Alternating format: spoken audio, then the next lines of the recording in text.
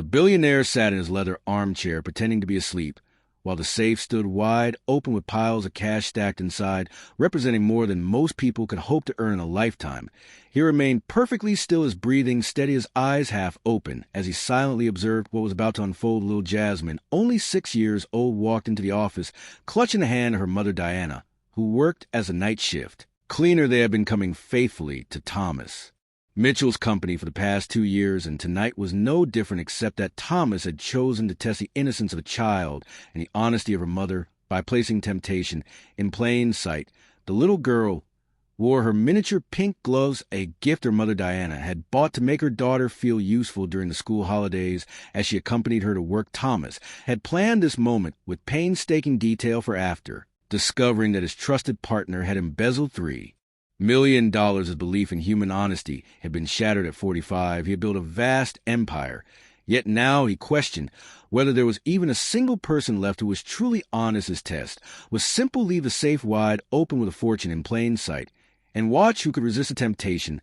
While Diana focused on cleaning the bookshelves, her daughter Jasmine wandered curiously toward the desk where Thomas appeared to be asleep. Her innocent eyes widened as she gazed upon the mountain of money, more than she had ever imagined in her short life. Thomas held his breath, convinced that disappointment was inevitable, but what followed left him frozen with astonishment. The little girl did not steal nor attempt to touch a single bill.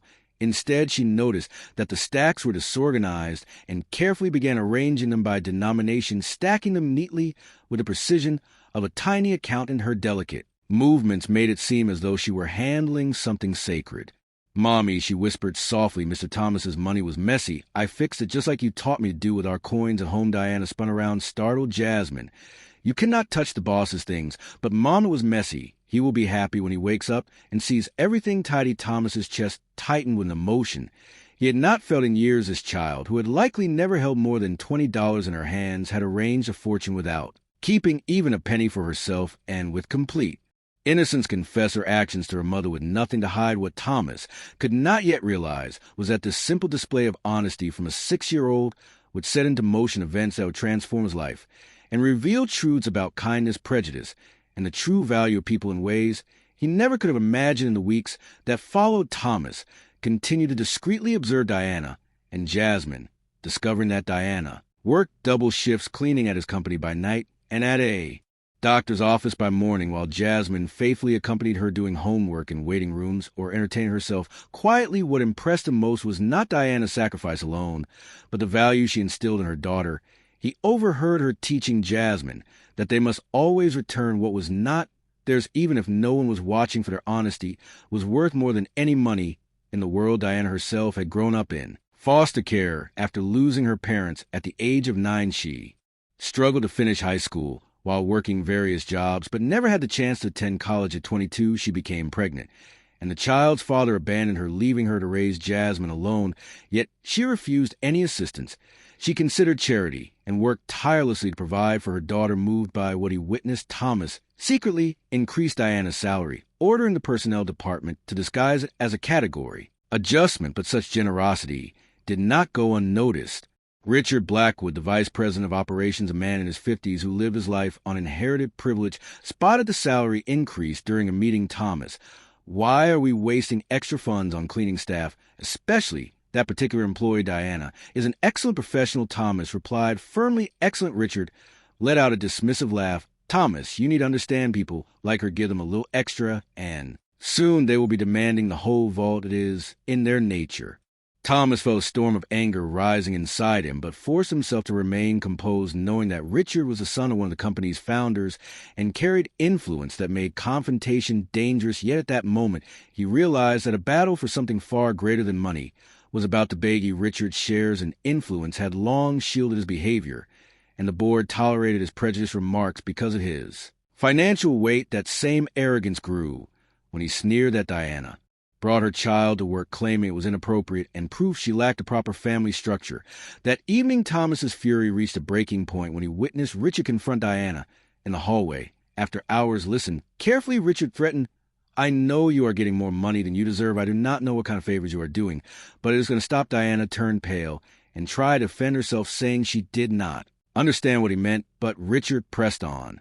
hurling insults about people like her taking what they were given, and demanding that she remove her daughter from the building, calling it no daycare. Jasmine clung to her mother terrified, while Diana held her protectively, insisting she was only doing her job. Richard spat that her only duty was to clean and remain invisible. Thomas watched the entire scene from his office, and for first time in years felt a righteous anger that cleansed his soul. Richard had crossed a line beyond forgiveness, insulting Diana and frightening an innocent child. Thomas knew then that silence was no longer an option. Richard Blackwood had unmasked himself, and Thomas had both the resources and the resolve to strike back. What Richard did not realize was that the very surveillance system he had ordered to spy on employees had captured his own venomous words. Yet Thomas wanted more than a recording. He wanted Richard to destroy himself with his arrogance in a public way so humiliating he could never recover. In the world of business, the thirst for justice that Thomas had buried for years surged alive, strengthened with every act of cruelty he saw. The next morning, Thomas made a call that Richard could never have anticipated. "Marcus, I need your services again," he said to Marcus Chun, a former FBI investigator who had assisted him during the embezzlement scandal and who knew every dark corner of corporate corruption. "What kind of trouble now?" Marcus asked. "The kind that reeks of racism and abuse of power. I need irrefutable evidence against Richard Blackwood." Thomas replied. Marcus chuckled knowingly that spoiled air this would be easier than stealing candy from a child. Men like him always leave trails. Meanwhile, Richard escalated his harassment. On Monday, he stormed into human resources with fabricated accusations, claiming Diana arrived late regularly and that her daughter disrupted the workplace. Sandra Miller, the director of HR, capable woman in her 40s, looked unconvinced Diana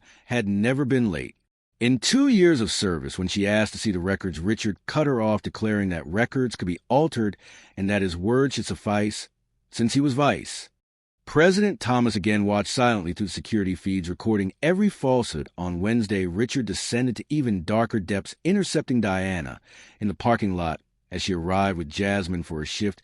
He blocked her path and sneered, "I know you're doing more than cleaning for that extra money. What special services are you providing?" Diana trembled with anger and fear, denying the vile insinuation. But Richard pressed further, saying that people like her always had a price, and he was curious what hers was. Jasmine clutched her mother, asking why the man was being mean. Diana steadied her voice with dignity, telling her daughter that some adults were unhappy and tried to spread their misery. Richard laughed, cruelly boasting that he had more money in his wallet than they would ever see in their lives, and that he should be wary of what people like them might attempt once they grew too comfortable. That night, Thomas reviewed the footage over and over, his fury contained but deepening as Marcus presented a dossier confirming Richard's long history of abuse.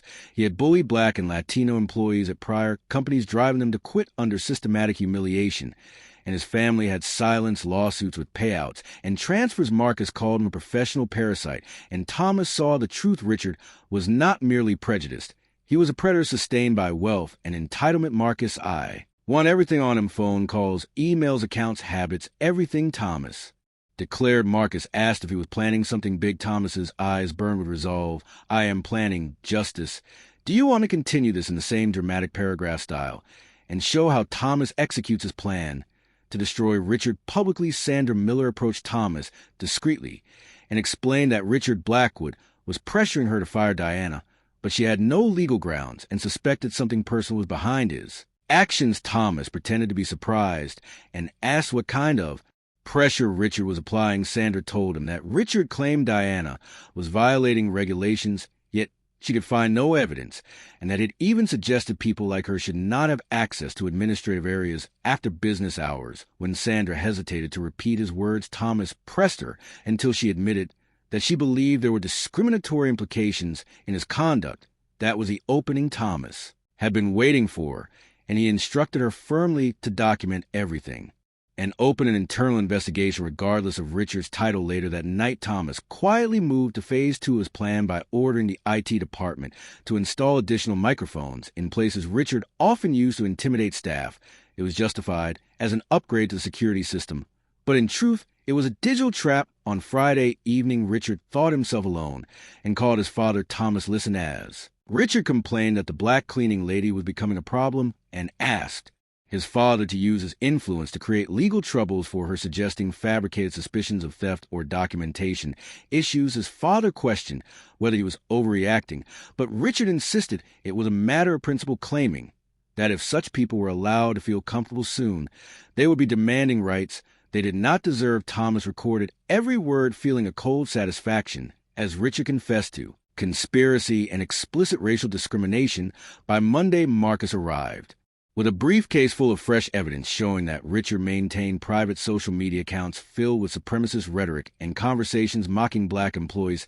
He had even used his father's connections to sabotage minority candidates at other companies for over 15 years. Marcus presented screenshots where Richard had written need to keep those monkeys in their place, and the only way to deal with these people is to show them. Who his boss Thomas called it gold, but Marcus warned there was more. He had intercepted messages revealing that Richard was planning to plant a stolen item in Diana's cart and stage her public humiliation by calling the police. Thomas went pale at the thought, but quickly regained his composure. Richard had gravely underestimated both his employer and his target. He believed he was toying with a defenseless cleaner and a distracted billionaire, but in truth, he was walking straight into a carefully laid snare that had been years in the making. Thomas smiled coldly and declared, "Perfect, let him try. The further he goes, the harder he will fall." On Tuesday night, Richard moved forward with his cruel scheme confident and unchallenged. He placed a $15,000 Rolex in Diana's cleaning cart while muttering that he would catch a red-handed. Thomas watched from his office on high-resolution monitors, while Marcus managed surveillance van outside, and 3 investigative journalists waited nearby when Richard descended with 2 guards. He pretended to inspect Diana's supplies and, with theatrical exaggeration, pulled the Rolex from the cart, accusing her of theft. Diana turned pale, insisting she had never seen it. Jasmine cried out in fear, while Richard silenced her, harshly ordering the guards to call the police. Just as the call began, Thomas appeared in the doorway with Marcus and the journalist at his side. Richard was stunned as Thomas calmly instructed the guards to hang up the phone when Richard insisted they had caught a thief. Thomas laughed coldly and reminded him that he had worn an Apple Watch for 5 years and never owned a Rolex.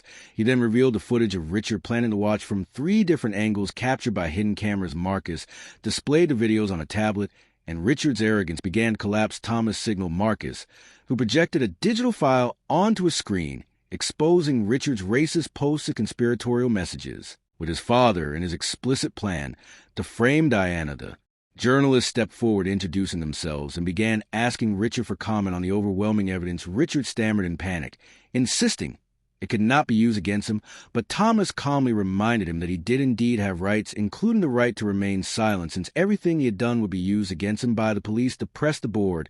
And Diana's lawyers, Marcus, continued to lay out Richard's history of harassment lawsuits and silence victims, while Thomas concluded with the devastating truth that every cruel move Richard had made was documented through a system he had approved himself. Richard realized too late that he had not been a hunter, but the prey, and that his arrogance had paved the way for his own destruction in front of the very people whose respect he had craved most.